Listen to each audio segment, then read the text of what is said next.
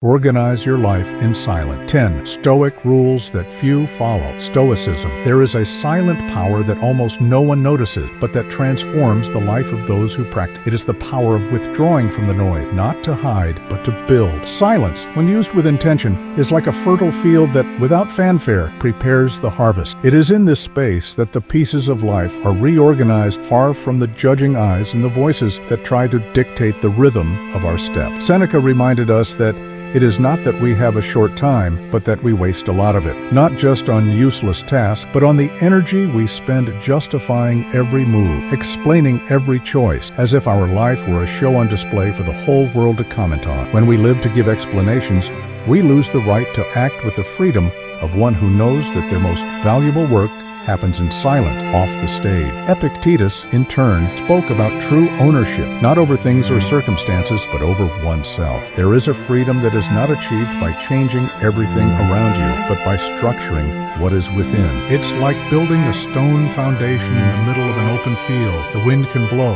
the rain can fall, but nothing can uproot what is firmly settled. Productive silence is the territory of the invisible craftsman, the one who works without haste, without announcing each stage, polishing with patience until the piece is ready. Only then does the world see the result, but the process, what truly shaped the work, belongs only to the one who made it. This is the essence of an organized life.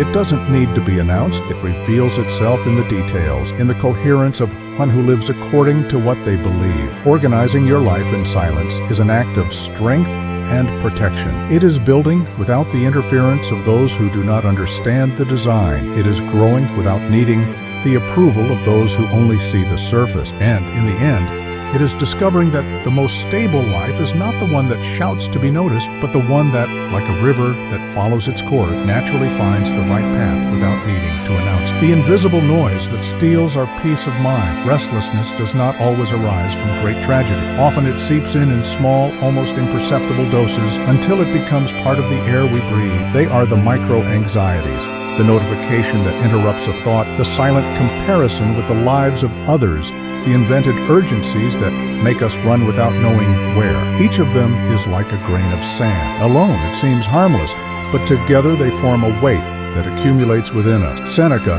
attentive to the waste of energy that we cultivate without realizing it, reminded us that haste is the enemy of clarity. Running all the time is not a sign of productivity, but of internal disorder. It's like carrying stones in your shoe. We can keep walking, but with every step we increase the wear and tear until the pain becomes inevitable. And the curious thing is that even when we know the stones are there, we resist stopping to remove them. The mind also has its messy drawers. Even when they are closed, we know they are in disarray, and this weighs on us. It is a silent but constant knowledge that accompanies us in everything we do. We can try to ignore it, but it creeps in during moments of pause, stealing our rest. When we don't take care of these small disorders, we allow them to take up too much space and drain the energy that could be used for what really matters. The invisible noise does not shout, but it corrodes. It keeps us in a continuous state of alertness, as if something urgent were always about to happen. However, much of these urgencies are invented or inherited, expectations we have never questioned, commitments we accept out of habit. And it is at this point that Stoic philosophy becomes practical. By removing unnecessary haste, we take the key to our peace out of the world's hand. Perhaps the first step to living in peace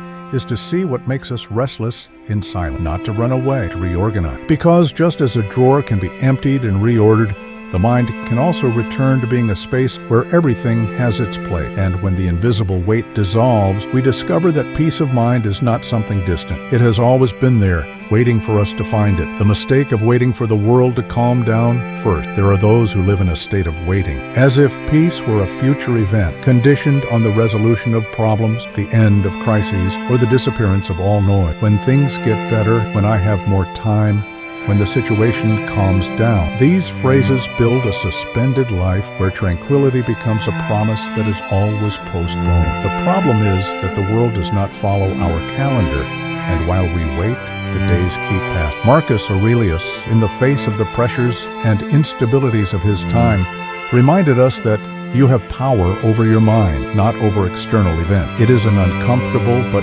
liberating reminder. To wait for the world to get organized before finding serenity is to hand over the key to your own peace to forces that we will never control. It's like being on a boat in the middle of a rough sea and believing that we can only row when the waves stop. What happens in practice is that we are left adrift. Stoicism breaks this logic by proposing peace as an act of rebellion against chaos, not aggressive rebellion, but the silent refusal to allow the exterior to determine the interior. It is to decide that even if circumstances are harsh, what happens inside us can remain firm. It's like lighting an oil lamp in the middle of a storm. We may not be able to illuminate the entire sea, but we can prevent the darkness from completely taking hold of us. Waiting for external calm is often a disguised form of fear. We postpone decisions, avoid confronting discomforts, and convince ourselves that in the future it will be easier. But the truth is that there is no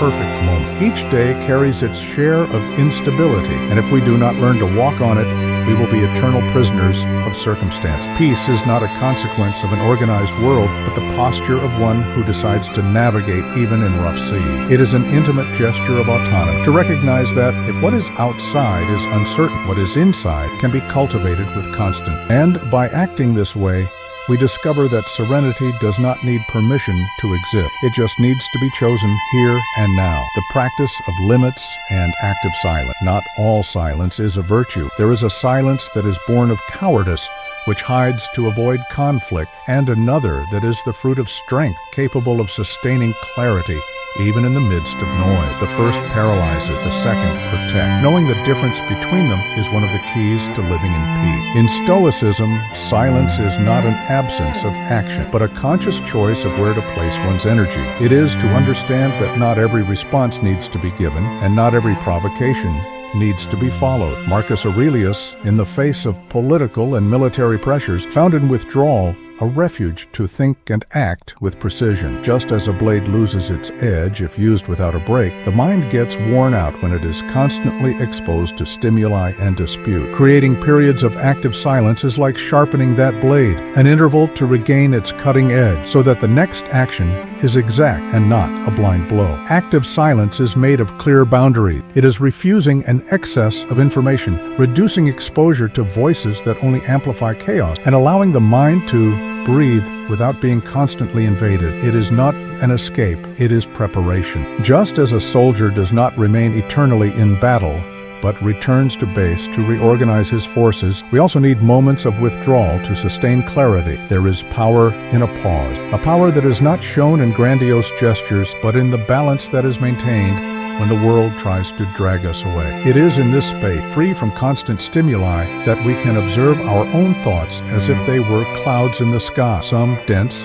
and heavy, others light and transient. The simple act of seeing them without reacting is already a training of internal mastery. When silence is cultivated with intention, it does not distance us from life, but returns us to it in a more whole way. And thus, each established boundary does not become a wall of isolation, but a contour that preserves what is most valuable, the ability to act justly, firmly, and serenely, even when everything around us calls for haste and react, rebuilding the internal space as a refuge. There is a point where peace ceases to be something we seek outside and becomes something we build within. This internal space is like a house that needs constant care. If abandoned, it accumulates dust, cracks, and drafts that weaken its wall. But when we take care of it with attention, it becomes a refuge that protects us, even in the most violent storm. Rebuilding this place is not the work of one day, but of small, consistent gestures that, when added together, change the entire structure. Seneca saw virtue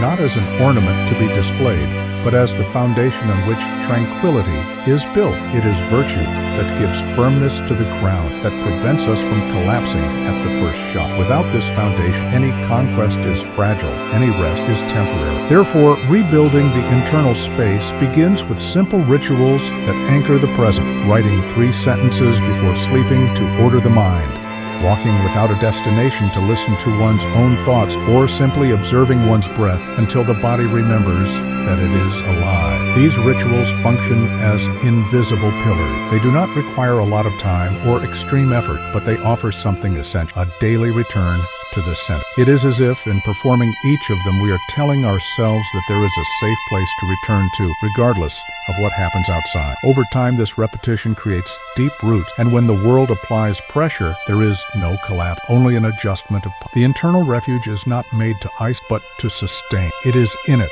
that we find the clarity to act with just courage, to face what is inevitable, and the serenity to refuse what does not serve us. To rebuild this space is to choose to live not as one who reacts to chance, but as one who, with patience, molds their own ground. And when this work is constant, peace ceases to be a rare visitor and comes to live with us. Seneca reminded us that living with dignity is inseparable from living in peace, and that this peace is not a gift granted by circumstance, but the result of a life that is coherent with one's own principles. When our actions and values walk in the same direction, there is no room for the internal conflict that corrodes serenity. Even in the midst of the world's noise, there is a silent music playing inside us, the harmony between who we are and what we do. Cicero reinforced this view when he spoke of moral coherence. Living in peace is also refusing gains that cost one's conscience. There is no real victory when the price is one's own self-respect. It is a choice that